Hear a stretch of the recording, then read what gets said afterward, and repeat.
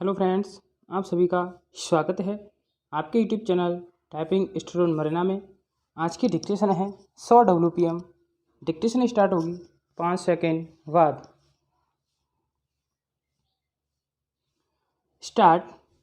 अध्यक्ष जी, किसी भी देश की विदेश नीति अपने में कोई स्वतंत्र नीति नहीं होती, वरन वह किसी देश की आंतरिक नीति को स्पष्ट करती है।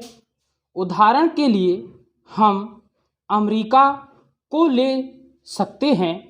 उसने अपने यहाँ अधिक अन्न पैदा किया और जब उसके पास अनाज फालतू बच गया तब वह अपने बकाया अनाज की बिक्री के लिए ऐसे देशों की तलाश करने लगा जो उधार पर माल ले सकते हों, किंतु हमारी आंतरिक नीति ने यह तय किया कि खर्चीले ढंग से सरकार चलाएंगे और स्वदेशी मुद्रा की कोई राशि हमारे पास नहीं बचेगी।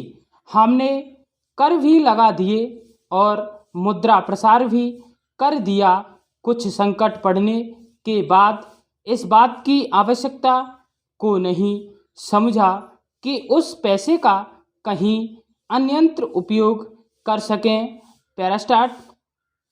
श्रीमान, मुझे माननीय प्रधानमंत्री जी के इस कथन पर दुख होता है कि दुनिया के अमीर और गरीब देशों का अंतर लगातार बढ़ता जा रहा है। मैं उनसे यह पूछना चाहती हूँ कि भारत की विदेश नीति ने उस अंतर को घटाने की क्या कोशिश की है? क्या भारत सरकार ने कभी दुनिया की पंचायत में यह कहने की हिम्मत की है कि बालिग मताधिकार के आधार पर UNO का चुनाव होकर एक संसद बनाई जाए? और क्या आप में यह देखने की हिम्मत है कि फौज के हिसाब से कर लगाकर एक विकास का खाता खोल दिया जाए?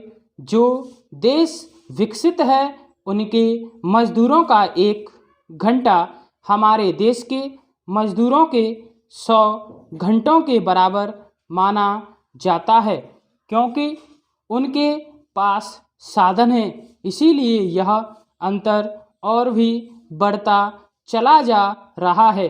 किसी देश के अंदर आंतरिक नीति में अमीरी और गरीबी का अंतर बढ़ता चला जा रहा हो और वह दुनिया के देशों में विद्यमान अमीरी और गरीबी के इस अभिशाप को समाप्त करेगा। यह समझ में आने वाली बात नहीं है। पैरास्टार्ट।